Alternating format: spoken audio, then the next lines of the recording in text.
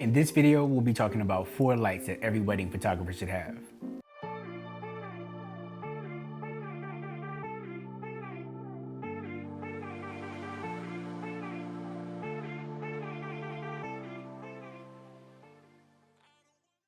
Hey, what's going on guys? It's Andre Brown and welcome back to the channel. And in this video, we're gonna be talking about 4 lights that every wedding photographer should have. Now, me personally, as a wedding photographer, I have gear that I use out of convenience. Yes, there are some cases where some lights can be used for multiple functions, and I do that as well. But sometimes there are some lights that I like to have out of convenience just in case. Now, the very first light is a speed light. Currently, I use the Westcott FJ80 Mark II.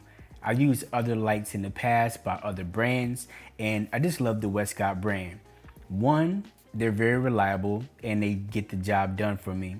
But two, the most important thing for me is that as we use gear and it kind of gets beat up sometimes, I can send these lights into Westcott for repair as opposed to having to go out and buy a new one like you have to do with some of the other brands. The FJ80 Mark II is cool because it has this large LCD screen on the back and it allows me to just touch around to change my settings as opposed to having to turn dials and that sort of thing. Again, I like for things to be convenient for me while I'm working, and the FJ80 Mark II does just that. But the FJ80 Mark II is gonna be my go-to for all things reception lighting. One, this is my overhead bounce light so that I can add a little bit of light back into my subject's face, whether that's in the reception, in cocktail hour.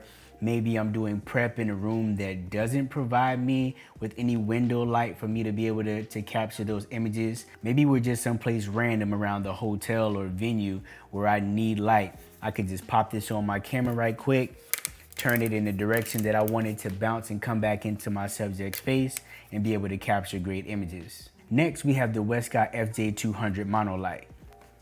The FJ200 is the main light that I go for when I need to put it in some sort of modifier to take couples portraits or maybe just bride portraits or groom portraits. It doesn't matter whether it's inside or outside. If you've seen images from me that are like those big, bold, dramatic images with the signature edits, chances are it was taken with the FJ200 or something equivalent in the past. Now the FJ200 obviously works directly with the FJ80 Mark II, so I can use this speed light in order to fire my FJ200. Now these are also my go-to lights for lighting receptions or ceremonies. I put them in the corners of the room, turn them in toward the dance floor, whether that's a 4-light setup, a 2-light cross light setup, or my signature lighting setup, zigzag light.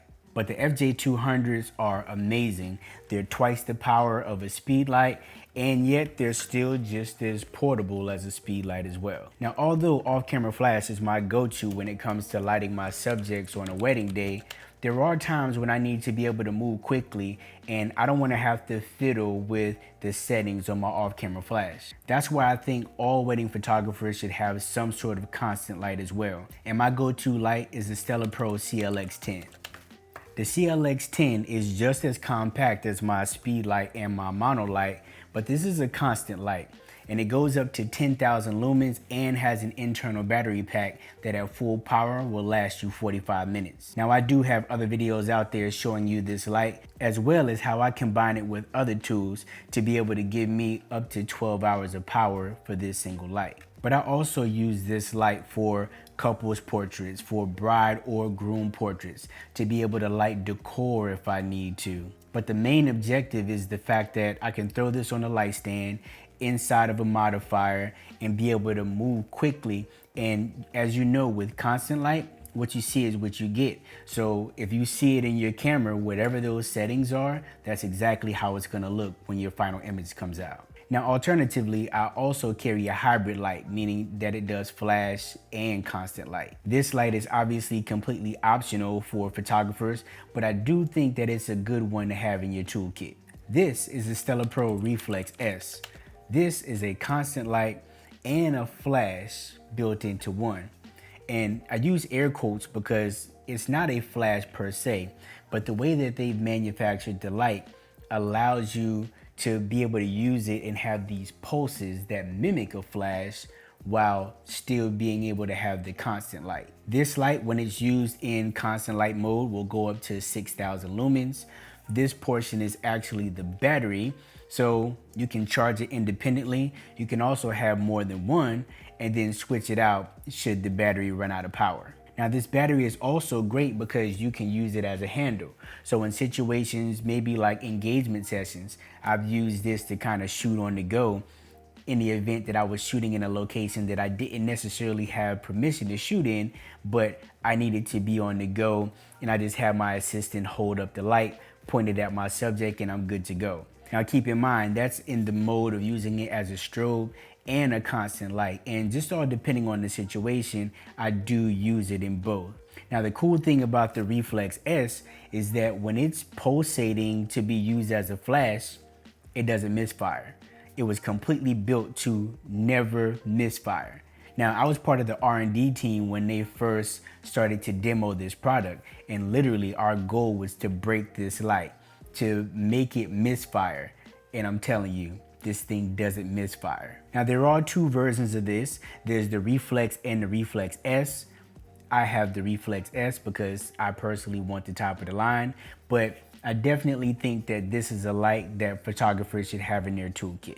And last but not least, I think that every wedding photographer should have some sort of small constant light, a little portable light to carry around with them. For me, it's the Loom Cube. This is a super small light, but it packs a lot of power. There's an internal battery that charges based on USB-C, but I frequently use this for ring light, or maybe I'm shooting in the hallway and I just need like a little bit of a touch of light on my subject to kind of lift the shadows. This thing comes in handy. And they're super compact. I can throw it just about anywhere inside of my bag and it doesn't take up a lot of space. Now recently, I've been playing around with introducing a new light as well, and that's the Nanlite Pavo Tube. Now the Pavo Tube is a lot larger than my Loom Cube, but it does also put out a lot more light. And the cool thing about the Pavo Tubes is that they're RGB, so I can turn this into any color that I want. And just for reference, so you can get an idea, I use Pavo Tubes for this entire setup. So the two small lights that you see down here at the bottom, as well as two large Pavo Tubes that are casting the purple onto the background. Now, I know for some of you, this might seem like it's overkill, but me personally, I like to have gear on hand simply for convenience. My go-to out of this kit is always gonna be my Westcott lights because I need them for receptions, I need them for couples portraits and that sort of thing. Next is always gonna be my CLX10. These lights have been with me everywhere. I've had them in Dubai, I've had them in Italy, I've had them in Iceland. I literally carry these lights with me everywhere. Now, as always, I invite you to join me down in the comments and tell me what is your go-to lighting for wedding day. And if you enjoyed this video, I ask that you give it a like and subscribe to the channel. And as always, come back and check me out in the next video.